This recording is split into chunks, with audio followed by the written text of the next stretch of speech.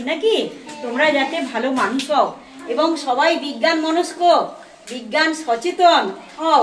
এবং সেই সঙ্গে চাইবো যে প্রাকৃতিক যে ঘটনাগুলো দেখছো তার থেকে তোমরা সেই সব ঘটনার বৈজ্ঞানিক কারণ ব্যাখ্যা করতে পারো, মানে তোমাদের বৈজ্ঞানিক দৃষ্টিভঙ্গি গড়ে উঠুক। হ্যাঁ, সেই সঙ্গে গাণিতিক যুক্তিশক্তি। আর এখন আমি তোমাদের কিছু বিজ্ঞানীর কথা বলছি। প্রথম যার ছবি দেখছো এনার কিন্তু পুরো শরীরটা পঙ্গু, দেখতে পাচ্ছ হুইল চেয়ারে বসে আছেন, শুধু মুখটির কিছুটা অংশ আর হাতের আঙুল দুটি এনার নড়তো। হ্যাঁ, এই অবস্থাতে ইনি কিন্তু আবিষ্কার করলেন অনেক কিছু বিজ্ঞানে। তারপর 2018 সালে মারা যান। আমাদের প্রণম্য এবং কি আমাদের অনুসরণ করার যোগ্য, তাই তো? যত কষ্টই হোক, তোমরা কি কেউ লেখাপড়া ছাড়বে? সেই সঙ্গে খেলাধুলা করতে হবে, পরিষ্কার পরিচ্ছন্ন থাকতে হবে এবং ভালো পরিষ্কার খাবার খেতে হবে, তাই তো? শাকসবজি ফলমূল খেতে হবে। রোজ বিদ্যালয়ে মিড ডে মিল খাও তো? আর পটেটো চিপস কুরকুরে এগুলো বেশি খাওয়া চলবে না। না, আমি খাও বলছো, আমি জিজ্ঞাসা করছি না খাও বলে, ওগুলো বেশি খাবে না। ওগুলো খেলে মাথা ঘুরে পড়ে যাবে, পেটের যন্ত্রণা করবে, কেমন? তুমি ধরে থাকো স্টিফেন হকিংসের, ধরে থাকো। হ্যাঁ, এনার জন্ম হচ্ছে 8ই জানুয়ারি 1942, হ্যাঁ, যুক্তরাষ্ট্রে। আর মৃত্যু হচ্ছে 14ই মার্চ 2018 কেমব্রিজে। ইনি কেমব্রিজে পড়াশোনাও করেছেন। তাহলে কত বড় বিজ্ঞানী বুঝলে তো? পঙ্গু অবস্থাতেও কত আবিষ্কার করে গেছেন। আর এই যে ছবি দেখছো, ইনি হচ্ছেন, আমাদের দেশের নাম কি? ভারতবর্ষ। ইনি আমাদের দেশ ভারতবর্ষে একমাত্র বিজ্ঞানী যিনি নোবেল পুরস্কার পেয়েছেন। এনার নাম হচ্ছে CV রমন, চন্দ্রশেখর ভেঙ্কট রমন। ইনি দক্ষিণ ভারতে আর গবেষণা করেছেন শেষ দিকে ব্যাঙ্গালোরে, দক্ষিণ ভারতের মাদ্রাজে এনার জন্ম। আর এনার সঙ্গে একই দিনে কিন্তু জন্মেছেন আরো একজন গণিতবিদ ওই মাদ্রাজে। একই বছরে 1888 সালে এনার জন্ম। হ্যাঁ, আর আমাদের কি সৌভাগ্য জানো, ইনি আমাদের কলকাতায় এসে প্রথমে চাকরি নিয়ে এলেন। খুব বুদ্ধিমান ছেলে, বিজ্ঞানের বড় উঁচু সরকারি পদে চাকরি পেয়ে চাকরি করতে এসে কলকাতায় হাঁটতে হাঁটতে দেখলেন আমাদের যেখানে গবেষণা কেন্দ্র Indian association for the cultivation of science, সেখানে উনি গবেষণা করতে লাগলেন। তারপরে কি আমাদের বিজ্ঞান কলেজ প্রতিষ্ঠিত হলো। উনি তারপর সেই উঁচু বেতনে 2000 টাকা বেতনে সরকারি চাকরি ছেড়ে খুব কম বেতনে অধ্যাপনা, মানে কি ছেলেদের পড়ানো, তোমাদের মাস্টারমশাই যেমন তেমনি বড় ছেলেদের, যারা কলেজের ছেলেদের পড়ান তাদেরকে বলে অধ্যাপক। উনি অধ্যাপনা করতে লেগে গেলেন আর সঙ্গে গবেষণা। এরকম গবেষণা করতে করতে কি হলো জানো, 1928 সালে তিনি এই যে শোনো, এই যে বেঞ্জিন টলুইন বলে আমাদের কিছু জৈব তরল আছে, তোমরা জানো। হ্যাঁ, এগুলো জীবাণুনাশক হিসেবেও ব্যবহার করা হয় এবং বিশেষ গন্ধ আছে। এগুলো আবার হসপিটালে থাকে, পরীক্ষাগারে থাকে। ওই তরলের মধ্যে দিয়ে এক রঙের আলো, মানে এক বর্ণের পাঠিয়ে দেখলেন যে সেই রশ্মিগুলোর আলোক যে রশ্মি সোজাসুজি যাবে তার কিছু বিচ্যুতি হচ্ছে, কিছু রশ্মি চলে যাচ্ছে ওপর দিকে, কিছু নিচে দিকে, আর কিছু সোজাসুজি যাচ্ছে। এই ঘটনাটাকে বলে রামন এফেক্ট। হ্যাঁ, এবং ওই যে এক বর্ণের আলো পাঠাচ্ছিলেন, তারপরে কিন্তু বর্ণের পরিবর্তন হচ্ছে, গিয়ে একটা বর্ণালী, বিভিন্ন বর্ণের একটা বর্ণালী দেখা যাচ্ছে। এই বর্ণালীটার নাম হচ্ছে রামন স্পেকট্রাম, মানে রামন।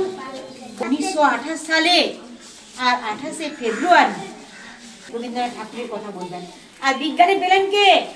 উনি যখন ছোট তোমাদের মতো, ওনার বাবা বেহালা বাজাতেন। তারপর যখন কলকাতায় এলেন, মৃদঙ্গ আর তবলা এগুলোরও সুরগুলোকে নিয়ে উনি গবেষণা করেছেন। শব্দ, সেই সঙ্গে আলোক নিয়ে আবিষ্কার করে তুমি জানলে নোবেল পুরস্কার পেয়েছেন। এটা যখন ওনার আবিষ্কারের প্রথম দিকে। তারপর কিন্তু উনি অনেক আবিষ্কার করেছেন। আবার ব্যাঙ্গালোরে চলে যান, সেখানে গিয়েও উনি অধ্যাপনা করেন। ডিরেক্টর হিসেবে পাঠস্থ মহিলাদের মধ্যে নোবেল পুরস্কার পেয়েছেন একটা মৌল পোলোনিয়াম আবিষ্কার করে। ওনার স্বামীর সঙ্গে একসঙ্গে গবেষণা করে আবিষ্কার করেছিলেন। আর সঙ্গে যিনি এক্সরে আবিষ্কার করেছিলেন তাকেও একসঙ্গে পুরস্কার দেওয়া হলো, 3 জনকে, বুঝলে। আর তারপরে কি হলো জানো, এনার অনেক দুর্ঘটনা ঘটলো। ওনার স্বামী মারা গেলেন, তোমাদের মতো দুটো ছোট ছোট মেয়ে। উনি কিন্তু গবেষণা থামিয়ে দেননি, উনি গবেষণা করে আবিষ্কার করলেন রেডিয়াম, হ্যাঁ, যেটা মানব কল্যাণে লাগে। ক্যান্সারের চিকিৎসায় রেডিয়েশন দেওয়া হয় ওই রেডিয়াম থেকে। এই যে ক্রমাগত উনি রেডিয়েশনের মধ্যে কাজ করলেন, করতে গিয়ে জানো ওনার একটা বিশেষ ধরনের অ্যানিমিয়া রোগ হলো। সেই রোগটায় এমন আক্রান্ত হলেন, হয়ে উনি মারা গেলেন 68 বছর বয়সে। ওনাকে সিসার কফিনে করে ওনাকে যে ওনার অন্ত্যেষ্টিক্রিয়া করা হলো, এবং ওনার যে কাগজপত্র পোশাক সেগুলোকেও রেখে দেওয়া হয়েছে। সবাইকে দেখতে দেয়া হয় না, কেউ যদি দেখতে যায় তাকে একটি চুক্তিতে সই করতে হবে, কেননা যেই দেখতে যাবে এইসবে আক্রান্ত হয়ে যাবে। হ্যাঁ, তোমাদের কেমন লাগলো মেরি কুরির কথা শুনে? অনেক কষ্ট করে মানুষ হয়েছেন, তখন মেয়েদের শিক্ষার এরকম বিশ্ববিদ্যালয়ের ব্যবস্থা থাকতো না, বা এখন যেমন অনেক করে বৃত্তি দেওয়া হয় তখন হতো না। ওনাকে কি করতে হলো জানো? উনি সেই রাত্রে কলেজে কষ্ট করে পড়তেন। এখন তো আমাদের কলেজে যে কোনো মেয়ে পড়তে পারে, তাই না? ছেলে মেয়ে কোনো তফাৎ নেই, কিন্তু সেই সময়ে কত লড়াই করে পড়েছেন। ধরো মেরি কুরিকে ধরে রাখো, মেরি কুরি। আর এই যে তোমাদের কষ্ট করে পড়ার কথা বললাম, আমাদের এবং রাষ্ট্রপতি মিসাইল বিজ্ঞানী, ইনি তোমাদের জন্য একটা বড় স্কলারশিপ চালু করেছেন। তার নাম হচ্ছে ইন্সপায়ার স্কলারশিপ। তোমরা যদি ভালো করে পড়াশোনা করো, বিজ্ঞান এবং গণিত নিয়ে হায়ার সেকেন্ডারিতে নিয়ে কলেজে ভর্তি হও এই বিজ্ঞান বা গণিত নিয়ে, তখন তোমরা আবেদন করতে পারবে এই স্কলারশিপটার জন্য। তার শর্ত হচ্ছে তোমাদের হায়ার সেকেন্ডারিতে কম করে 80% নম্বর পেতে হবে, এবং বিজ্ঞান বা গণিত নিয়ে বা ডাক্তারি ইঞ্জিনিয়ারিং নিয়ে পড়তে হবে। এর অর্থমূল্য কত জানো তো? মাসে 5000 টাকা করে পাবে। তাহলে তোমাদের লেখাপড়া তো হবে ভালো করে, কষ্ট থাকবে, তাহলে তোমরা ভালো করে পড়বে তো না? পড়বে না? মনে থাকো, এনার নাম এপিজে আব্দুল কালাম। আর এই যে দেখছো ছবি, এদের শর্টে বলবো, ইনি আমাদের পশ্চিমবঙ্গের বিজ্ঞানী। একদম প্রথম দিকে ইংল্যান্ডে গেছিলেন বিদেশে প্রফুল্লচন্দ্র রায় এবং জগদীশ চন্দ্র বসু। তিনি ভারতবর্ষে প্রথম ওষুধ কারখানা স্থাপন করেছেন। কি করেছেন?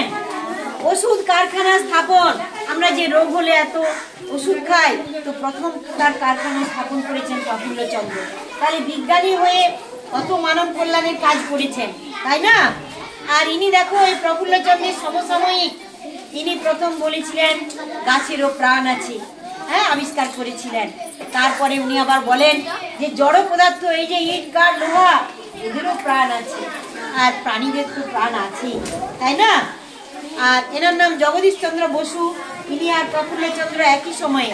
আর এই যে সিভি রমন, তার সময়ের যে ভারতীয় এবং একই রাজ্যে জন্ম, মাদ্রাজে, এনার নাম হচ্ছে কি নাম? শ্রীনিবাস আইঙ্গার রামানুজন। ইনি কিন্তু ছোটবেলা থেকেই গণিত এত পড়তেন জানো, টিফিনে যখন ছেলেরা খেলতো ইনি ক্লাসে বসে অঙ্ক করতেন। সংখ্যা এনার কাছে খেলা। হ্যাঁ, আমি তোমাদের অনেক কিছু কথা বললাম। 9 পর্যন্ত 9টি, 2 অঙ্কের মোট সংখ্যা 10 থেকে 99 পর্যন্ত 90টি। ধরে থাকো বাবা, ধরে থাকো। আর 3 অঙ্কের মোট সংখ্যা 100 থেকে 999।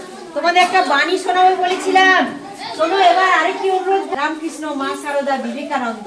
হ্যাঁ, দেখো, আলো আলো নিয়ে এসো, প্রত্যেকের কাছে জ্ঞানের আলো নিয়ে এসো। যতদিন না সকলে ভগবান লাভ করে, ততদিন তোমাদের কাজ শেষ হবে না। দরিদ্রের কাছে আলো নিয়ে চলো, ধনীর কাছে নিয়ে এসো আরো অধিক আলো।